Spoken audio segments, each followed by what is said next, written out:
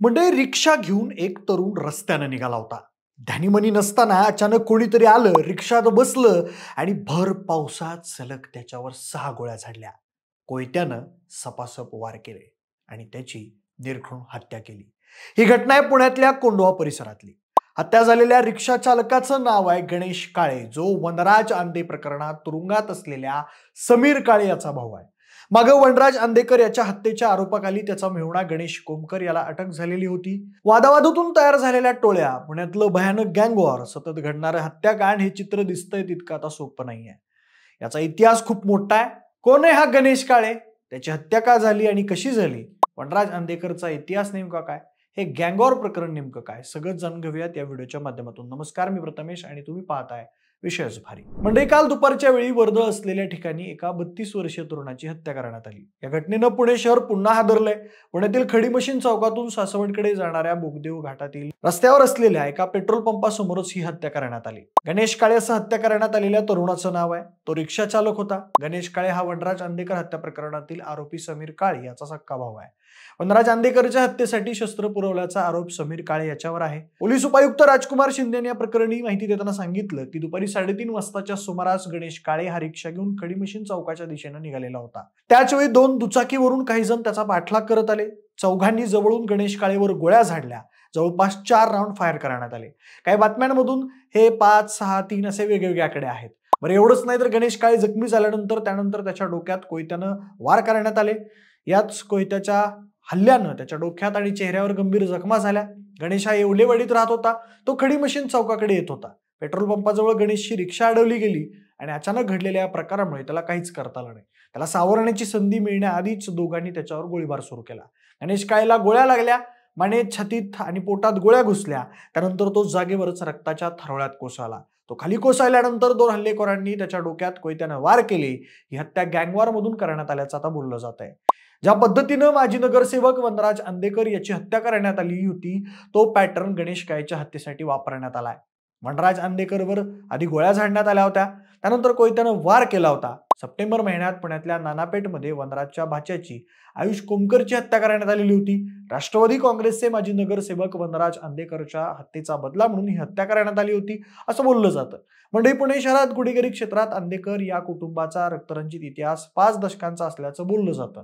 या आंदेकर कुटुंबाचा विषय काय, आपण सुरुवात करूयात. तर बघा, 70च्या दशकामध्ये जुन्या कपड्यांच्या बदल्यात भांडी विकण्याचा व्यवसाय आंदेकर कुटुंब करत होतं. त्यानंतर याच कुटुंबानं जुगार, मटका, खंडणी अशा मार्गाने गुन्हेगारी क्षेत्रात प्रवेश केला.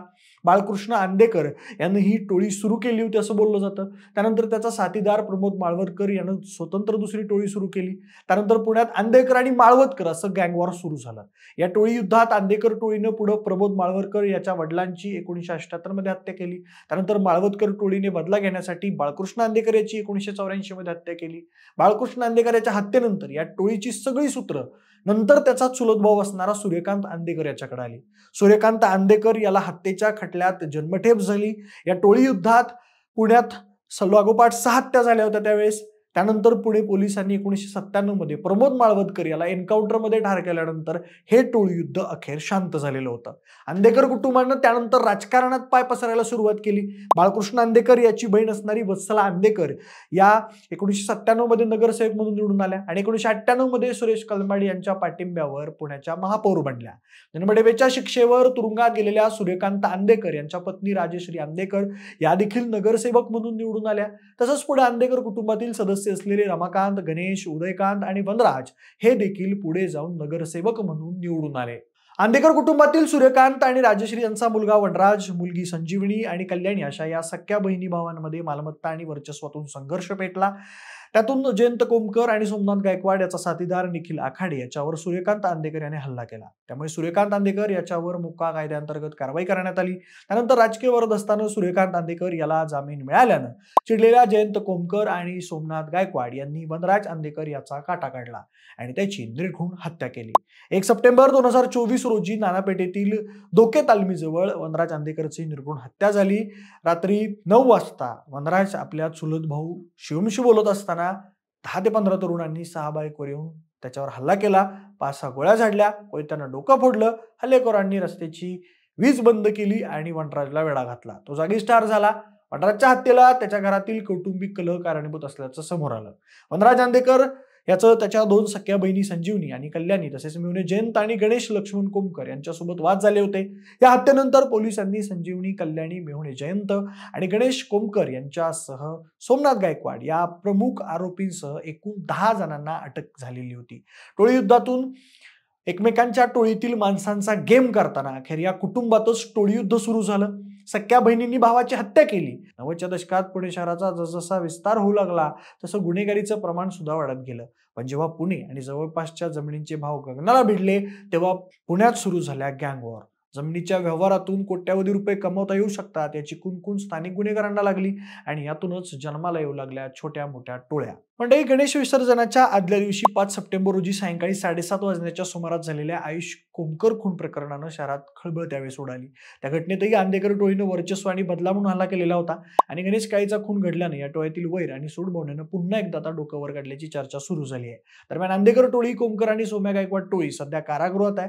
दोन्ही टोळ्यांना मकोका लागलेला आहे. तर दुसरीकडे बंडू उर्फ सूर्यकांत अंधेकरचं आर्थिक साम्राज्य पोलिसांनी उद्ध्वस्त केलंय. दरम्यान गेल्या वर्षी वनराजचा खून आणि आता आयुषचा हे कुटुंब वाद आणि जुने वैर याच्यातच अडकलंय. गायकवाडनं 2021 मध्ये टोळी सोडली. 2023 मध्ये त्याचा मित्र मारला गेला. पोलीस मकोका वापरतायत पण साक्षीदार भीतीनं बोलत नाहीत. सोशल मीडियावर धमक्या देतात, रील्समध्ये शस्त्र दाखवतात. पुणे पोलीस आयुक्त म्हणतात सुरक्षा अडवली पण टोळ्या वेगळ्या पद्धतीने हल्ले करतात. 90च्या अखेरीस आणि 21व्या शतकाच्या सुरुवातीला पुणे शहराचा कायापालट होत होता. साधारण 2000 पासून आयटी पार्क, MIDC, उद्योगधंदे आणि प्रशस्त रहिवासी इमारती उभ्या राहू लागल्या. मुंबईप्रमाणेच पुण्यातही बड्या बांधकाम व्यावसायिकांचं प्रस्त वाढू लागलं. बांधकाम व्यावसायिकांना जमिनीचे व्यवहार करून देण्यासाठी एजंटचं जाळं पसरत गेलं. यातून अमाप पैसा कमावता येऊ शकतो हे टोळ्यांच्या लक्षात येऊ लागलं. त्यामुळे काम मिळवण्यासाठी 2 टोळ्यांमध्ये स्पर्धा सुरू झाली आणि यातूनच खऱ्या अर्थानं संघर्ष पेटला गेला असं जाणकार सांगतात. केवळ जमिनीचे व्यवहारच नव्हे तर आयटी पार्कवरही वर्चस्व मिळवण्यासाठी स्पर्धा सुरू झाली होती. बांधकाम कामगार वर्ग, खानावळ, सफाई कर्मचारी अशा प्रत्येक व्यवहारात टोळ्यांचे हस्तक्षेप होऊ लागले. पण मंडळी, तुम्ही मुंबईतल्या गँगवॉरच्या अनेक कहाण्या आतापर्यंत ऐकल्या आहेत. पण शैक्षणिक आणि सांस्कृतिक शहर म्हणून ओळख असणारं पुणेही एकेकाळी गोळीबार, तलवारबाजीनं हादरत होतं. हत्या, खंडणी, अपहरण, जमिनीचे व्यवहार, रिअल इस्टेटचे वाद, अवैध वाळू उपसा अशा कित्येक गुन्ह्यांचं केंद्र पुणे होतं. जोपर्यंत जमिनीची लढाई आणि राजकारण चालूच राहणार तोपर्यंत हे गँगवॉर ही असंच सुरू राहणार, अशा भावना आता पुणेकर व्यक्त करतायत. पण आता प्रश्न असे उपस्थित होत आहेत की विद्येचं माहेरघर असलेल्या पुण्यात तरुणांनी शिक्षणाचा आदर्श घ्यायचा की गुन्हेगारीचा? पोलीस यंत्रणा यावर काही उपाययोजना करणार आहे की असंच हत्याकांड सुरू राहणार? गँगवॉर संपलं असं जाहीर करणारी व्यवस्था आता हे सगळं प्रकरण पाहून झोपली आहे का? तुम्हाला काय वाटतं? या संपूर्ण घटनेबद्दल आम्हाला कमेंटमध्ये नक्की सांगा. सोबतच आपल्या विशेष भारीच्या YouTube चॅनलला सबस्क्राईब करायला अजिबात विसरू नका. धन्यवाद.